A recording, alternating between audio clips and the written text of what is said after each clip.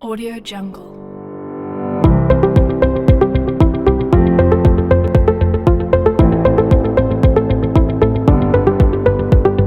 Audio Jungle. Baik, selamat pagi, selamat siang buat anak kami sekalian. Audio Jungle. Kita bersyukur atas anugerahnya buat kita sekalian, karena kita masih dipertemukan Tuhan dalam pelajaran agama bersama saya, Ekron. Terima kasih, kita akan memulai pelajaran kita. Mari kita berdoa. Bapa kami di surga, berkati kami ya Tuhan.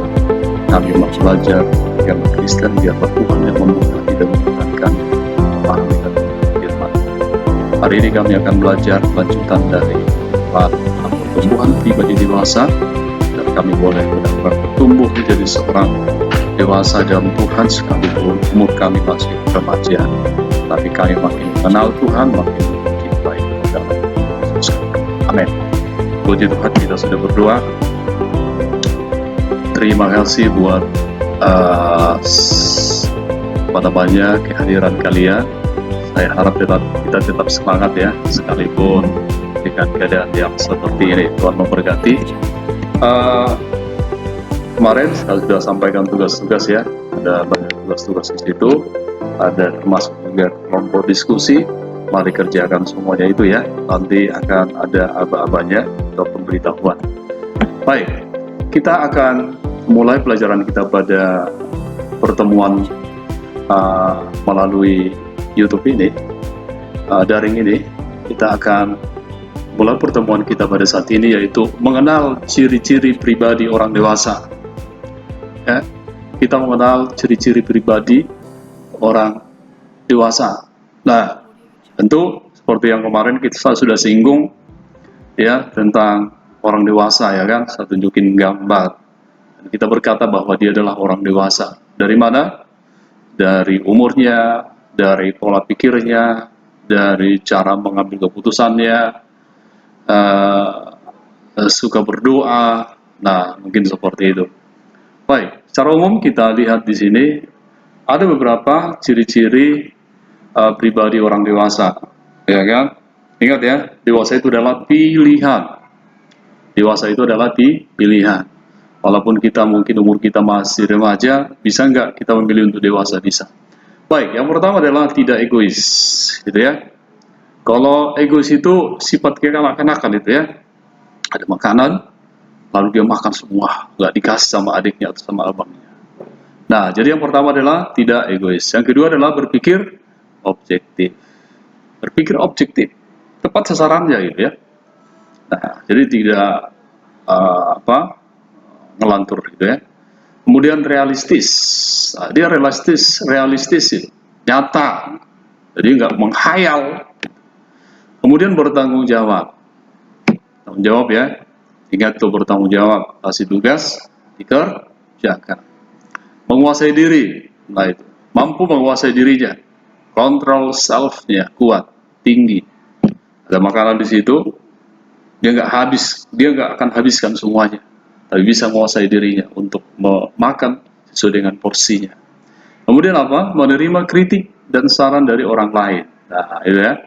Jadi kita boleh dikritik dan terima saran dari orang lain. Memang kita salah, kita terima kesalahan. Kemudian yang ketujuh adalah mampu bekerja sama dengan orang lain. Nah, saya melihat di antara kalian itu ada banyak kalian tidak mampu bekerja sama, bikin diskusi tidak bisa kerja sama, gitu ya. Jadi orang dewasa itu harus bisa bekerja sama ya, menyesuaikan diri dengan yang lain. Cari kerja ya, bagaimana supaya kita dalam bekerja sama itu kita tidak hanya jadi penonton, tetapi turut mengambil bagian. Yang kedelapan adalah mampu beradaptasi dan menempatkan diri. Nah itu ya, mampu beradaptasi dan menempatkan diri. Kalau kita ketemu dengan guru, ya berbeda dengan kita ketemu dengan teman kita. Nah gitu, harus kita bisa adaptasi diri kita ya. Kalau kita di pesta dengan kita di dapur berbeda. Kita di dapur dengan kita di WC, di kamar mandi itu beda ya. Harus bisa kita bedakan. Yang kesembilan, memiliki prinsip yang kuat tapi fleksibel. Kita harus prinsip kita kuat gitu. Punya prinsip, jangan tidak punya prinsip. Misalnya prinsip begini, sekalipun runtuh dunia ini, saya akan tetap belajar A, misalnya. Tapi ketika kita dikoreksi orang, ya, oi, pelajaran A itu salah loh, pelajaran A itu salah. Nah, kita bisa terima dong, gitu ya. Nah, yang pasti kita harus prinsip kuat, tetapi juga fleksibel, ya. Baik, hal ketidakdewasaan, umur dan berat badan tidak menentukan kedewasaan seseorang, benar? Benar. Nah, tidak menentukan itu, ya. Baik, di sini saya kasih tugas lagi pada kalian untuk berdiskusi, ya. Diskusi paling tidak 2 orang lah, ya.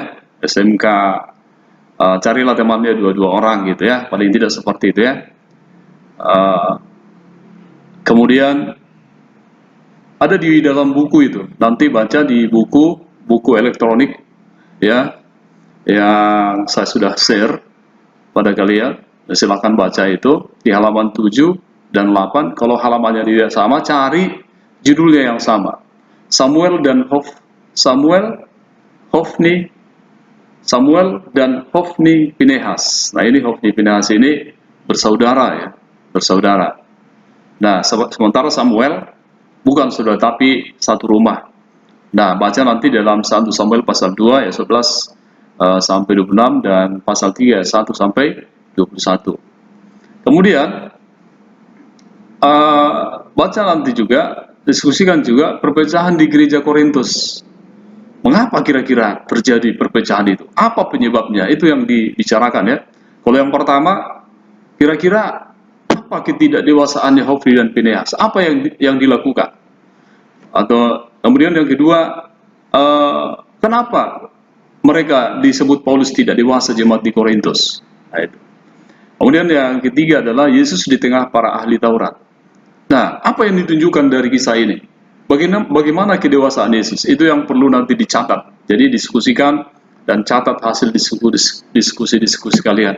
Maka pasti bahwa kamu akan mulai bertumbuh dalam kedewasaan, ya. Karena kita harus berdasar kepada Alkitab. Baik, anak-anak kami sekalian, kita sudah belajar pengantar. Ini pertemuan yang kedua, ya kan? Kita juga dalam pengalaman hidup, kita selalu juga, kalian selalu dekat dengan orang dewasa. Siapa orang dewasa yang sering kalian dekati? Yang dekat dengan kalian? Bapak kalian, mama kalian, abang kalian mungkin sudah bekerja, ya kan? Nah, pertemanan mungkin di luar, sudah dewasa. Pendeta, guru-guru. Nah, kalau begitu, kamu harus bisa dong membuat definisi daripada dewasa atau pengertian dewasa itu seperti apa. Nah, kamu konsep nanti dewasa adalah, gitu ya. Dewasa adalah. Jadi apa pengertian dewasa? Mungkin kamu berkata begini, tapi jangan pendek banget, ya. Dewasa adalah orang yang sudah mampu menguasai diri, bertanggung jawab, dan siap hidup dalam keadaan susah maupun senang dan tetap di dalam Tuhan. Mungkin itu pengertian dewasa menurut itu salah satunya, ya. Nah, jadi kamu bisa konsep sendiri apa sih arti dewasa. Harus tahu arti dewasa itu apa, ya. Oke. Di bawah ini adalah aspek-aspek pertumbuhan dewasa. Nah, apa saja aspek pertumbuhan dewasa? Apakah hanya segi umur atau badan besar? Baik, kita lihat. Nah, yang pertama adalah aspek fisik. Nah, apa itu aspek fisik? Fisik itu berbicara tentang tubuh, ya, tubuh. Kemudian aspek intelektual itu berkaitan dengan pola pikir, ya kan? Kemudian aspek emosi berkaitan dengan perasaan. Kemudian aspek sosial berkaitan dengan hubungan kita dengan orang lain. Kemudian aspek moral, perilaku kita bagaimana. Kemudian aspek spiritual itu berkaitan dengan hubungan kita dengan Tuhan. Nah, kita lihat satu persatu apa yang sudah saya sebutkan tadi, mulai dari aspek fisik, aspek intelektual, aspek emosi, aspek sosial, aspek moral, aspek spiritual, aspek-aspeknya. Baik, kita lihat aspek fisik ya.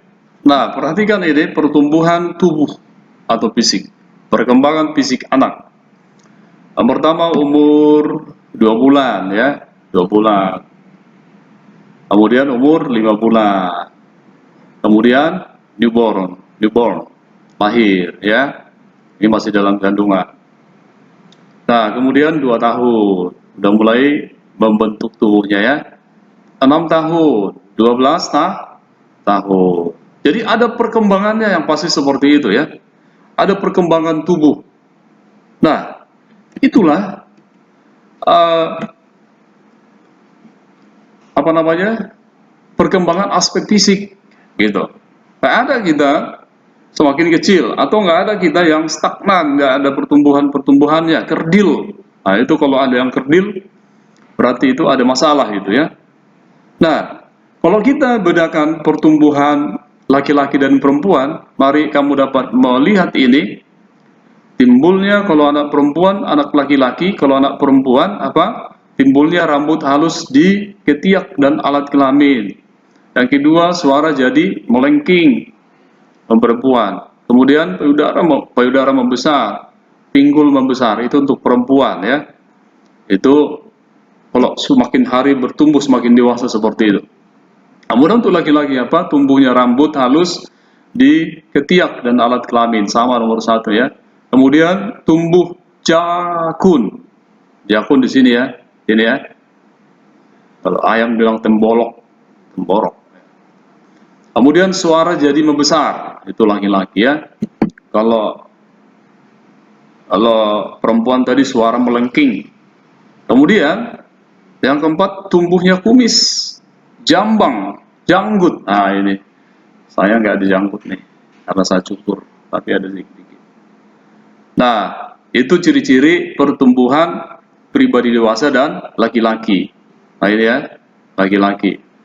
Nah, jadi inilah pertumbuhan manusia secara umum ya. Kita lihat ada pertumbuhan, berat badan bertambah, tinggi bertambah, lebar tubuh juga bertambah. Nah, itu dialami alamiah itu ya. Alamiah. Artinya siapapun mengalami hal seperti itu. Yang kedua adalah aspek intelektual. Aspek intelektual ini berkaitan dengan pikiran, ya, kemampuan berpikir. Nah, jadi harusnya pertumbuhan fisik kita dibarengi dengan pola pikir kita. Semakin tambah umur kita, semakin berat badan kita, semakin tinggi tubuh kita, harusnya pikiran juga semakin maju, semakin tajam, gitu ya. Jangan semakin bodoh, semakin pintar, Pak. Makanya belajarnya adalah salah satu untuk mengembangkan atau meningkatkan domain pikiran, domain intelektual kita. Aspek intelektual, berpikir, menggunakan akal budi untuk melakukan penilaian tentang benar tidaknya sesuatu hingga terjadi pertimbangan yang matang dalam menghadapi masalah atau mengambil keputusan, tetapi juga memiliki hikmat. Nah itu ya. Nah, jadi harus dewasa juga kita dalam aspek berpikir. Jangan dewasa aspek secara jasmani, fisik, tetapi tidak dewasa cara berpikir kita. Nah, itu yang kedua. Yang ketiga, aspek emosi, perasaan, ya. Nah, ini bicara tentang perasaan, ya kan? Nah, emosi itu kan ada berapa? Yang pertama, perasaan sedih, gitu kan? Perasaan sedih, perasaan marah, apalagi takut. Nah, itu adalah bagian emosional kita, emosi kita. Nah, perhatikan, emosi ya, semua manusia punya emosi ya, tapi ada kadarnya. Ada orang emosional. Nah, emosi adalah perasaan intens, perasaan di dalam ya, yang ditunjukkan kepada seorang atau sesuatu, reaksi terhadap seseorang atau kejadian. Nah itu, ada reaksi kita. Kalau misalnya orang berbuat sesuatu kepada kita, maka dari muka kita akan seperti tidak suka lah atau apalah. Mungkin kalau kita sudah marah sekali, perhatikan gambar ini. Nah, Orang yang dewasa adalah orang yang bisa mengendalikan emosinya. Kenapa ada banyak orang masuk penjara? Itu karena banyak orang membunuh. Ada orang membunuh, masuk penjara. Anak membunuh, masuk penjara. Karena apa dia membunuh? Karena tidak mampu menguasai diri. Contoh emosi marah, melibatkan perasaan kesal, benci, dan lain-lain. Yang terlihat dari raut wajah yang merah padam, napas tidak beraturan, sorot mata yang tajam, gitu ya. Itu emosi. Nah, yang tidak emosi apa? Patung. Nah, itu kamu cubit dia, kamu kata-katai dia, kamu caci maki dia, tidak akan emosi. Tapi kita sebagai anak Tuhan harus bisa mengendalikan emosi, gitu ya, bisa mengendalikan emosi. Aspek sosial, kemampuan berinteraksi dengan orang lain. Kita membutuhkan orang lain. Kita disebut juga adalah makhluk sosial. Artinya kita membutuhkan orang. Tanpa orang lain kita tidak bisa hidup. Bayangkan sekarang ini, kita punya laptop sekarang ini, kamu punya HP. Itu buatan siapa? Buatan orang lain. Kamu makan beras, nasi, itu dari beras. Beras itu dari siapa? Dari petani. Ya kan? Sayur kamu makan enak. Itu siapa yang bikin? Orang lain. Nah, jadi kita butuh orang lain. Kita tidak dapat hidup tanpa orang lain. Jadi kita harus mampu dong berinteraksi dengan orang lain dengan baik, bukan membenci orang lain, ya. Nah, itu aspek sosial. Kalau misalnya kita ketemu dengan tulang kita, maka sapalah dia, tulang mau kemana? Nah, gitu ya. Nah, berinteraksi yang bagus, ya. Ya, harus bisa begitu ya, berhadap-hadapan dengan orang. Jangan menyendiri gitu. Kalau kamu suka menyendiri berarti kamu adalah orang yang kurang pergaulan, aspek sosialnya kurang, tidak dewasa. Aspek moral, ini berkaitan dengan perilaku, ada di otak, mengatur segala perilaku itu ada otak kita. Nah, oleh karena itu manajelah pikiran kita supaya perilaku kita itu bagus, ya kan? Sopan santunnya ada, ya kan? Tidak pernah jahat kepada orang. Pokoknya moral lah, itu ya. Moral adalah tingkah laku yang telah diatur atau ditentukan oleh etika, gitu ya. Misalnya kalau ada orang tua di situ, kita mau lewat, katakanlah, permisi ya Bapak, permisi ya Ibu, saya lewat dulu, atau numpang lewat Bapak, numpang lewat Ibu. Nah, itu punya moral. Tetapi orang yang tidak punya moral, dia lewat aja di situ, sambil melototi orang-orang yang ada di jalan itu, di situ. Itu nggak ada moralnya, ya, itu tidak ada moral. Moral sendiri dibedakan menjadi dua, yaitu moral baik dan moral jahat. Moral baik ialah segala tingkah laku yang dikenal pasti oleh etika sebagai baik. Begitu juga sebaiknya dengan moral yang jahat. Ya. Jadi seperti itu ya. Kita jahat, kita baik, itu ada yang mengajari. Apakah dari Alkitab atau dari orang lain, ya. Tentu kalau kita Kristen, maka kita juga dasar moral kita harus ambil dari kitab atau Alkitab, firman Tuhan. Aspek rohani. Nah, ini berkaitan dengan apa? Ini berkaitan dengan apa? Berkaitan dengan Tuhan. Hubungan kita dengan Tuhan bagaimana? Apakah kita suka berdoa? Apakah kita suka memuji Tuhan? Apakah kita suka dekat dengan Tuhan? Nah, itu. Bagaimana aspek rohani? Suka nggak kita pergi ke gereja? Nah, memuji Tuhan. Atau jangan-jangan kita lebih cenderung duniawinya daripada rohaninya? Nah, oleh karena itu, sebagai orang dewasa, kamu harus menjalin hubungan dengan Tuhan. Jalin hubungan dengan Tuhan. Tuhan apa? Tuhan Yesus Kristus. Bukan Tuhan yang lain. Bukan kepada setan. Tetapi kepada Yesus Kristus yang kita kenal dari Alkitab. Baik. Sekarang kita masuk ke diskusi. Jelaskan arti dan contoh-contoh keenam aspek tersebut. Saya sudah jelasin sebenarnya, cuma itu kan masih kurang panjang. Oke ya. Nah, apa itu tadi? Aspek fisik, aspek intelektual, ya. Kita ulangi lagi, lihat. Ini kamu harus jelaskan satu per satu. Boleh nggak lihat yang lain? Lihat sumber lain? Boleh. Ya, supaya lebih dalam, supaya kamu lebih mengerti, lihatlah sumber-sumber lain ya di Google. Nah, itu seorang pelajar harus suka, apalagi di zaman sekarang ini kita sedunia ilmu pengetahuan terbuka bagi setiap orang yang mau belajar. Diskusikan, jelaskan arti dan contoh-contoh ke dalam aspek tersebut. Baik, terus kita lanjut. Pribadi dewasa memiliki pola pikir komprehensif.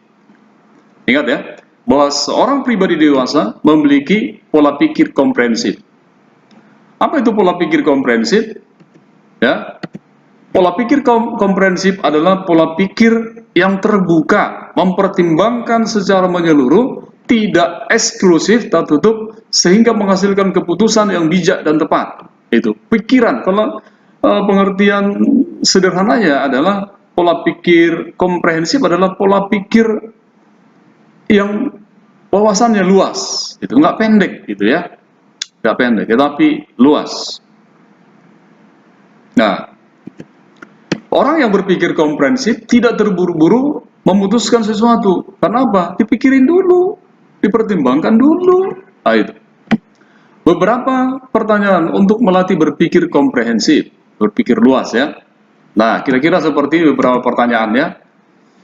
Nah, orang yang berpikir komprehensif, apa akar permasalahan sesungguhnya? Misalnya ketika kamu melihat sebuah masalah, cari dong masalahnya, jangan langsung emosional. Kamu salah, kamu salah, kamu salah. Nah, itu langsung kita menjudge orang atau langsung kita memvonis orang bersalah. Padahal kita belum tahu apa akar masalahnya. Jadi cari akar masalahnya dulu. Apa akar masalahnya? Cari. Yang kedua, langkah apa yang harus saya ambil untuk menyelesaikannya? Apa sih masalah? Langkah apa? Jangan buru-buru. Wah, ada orang emosional. Untuk menyelesaikan masalah dia ambil pisau, lalu dibunuh orang itu. Nah, itu berpikir pendek, itu bukan komprehensif ya. Yang ketiga apa? Apa dampak yang muncul dengan cara penyelesaian yang saya ambil? Kamu harus tahu dong.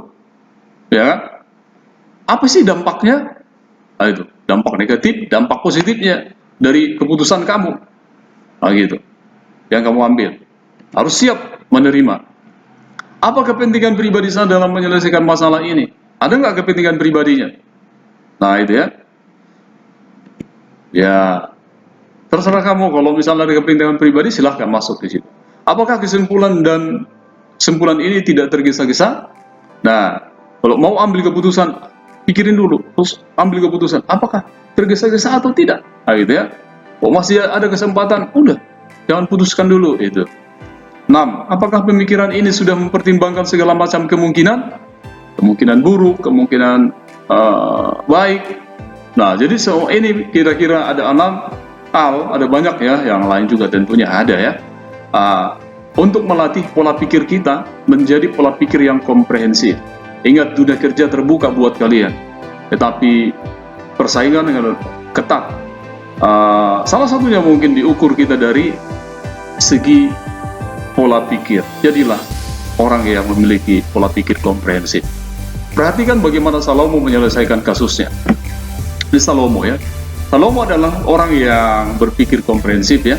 Perhatikan ini Salomo, ada 2 orang gadis ya. Ini ada kasus, ada ceritanya, nanti kamu bisa baca dan jawab soal-soal ini ya.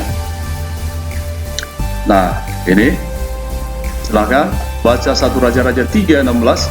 Uraikan permasalahan yang dihadapi Salomo, uraikan pemikiran Salomo dalam menyelesaikan masalah, berikan tanggapanmu mengenai peristiwa ini berkaitan dengan pola pikir komprehensif.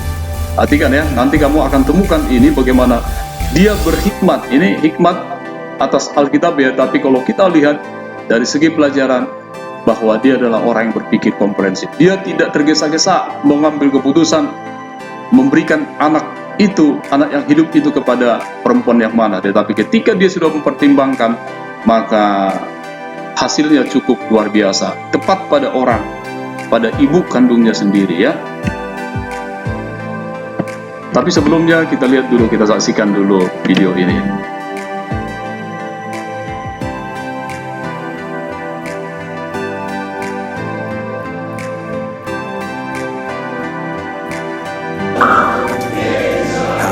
Is being a king. In the beginning, it's simple. You need a throne and give orders. Your Majesty. But a true leader listens to his Salomo people. adalah We will bend with raja wisdom and justice, yang paling building a berhikmat. bright new future together. Because a great king is nothing without his people. So you, Solomon, Nah, do you believe inilah masalah you are a great king? yang dihadapi Salomo. Diperhadapkan kepada dia bayi And yang hidup. Cross, Viveka A. Sementara ada dua Fox, orang ibu Max von Sydow. Newly remastered in meminta HD. keputusan daripada Salomo. Solomon. Oke, itu adalah cerita yang singkat sekali. Baik.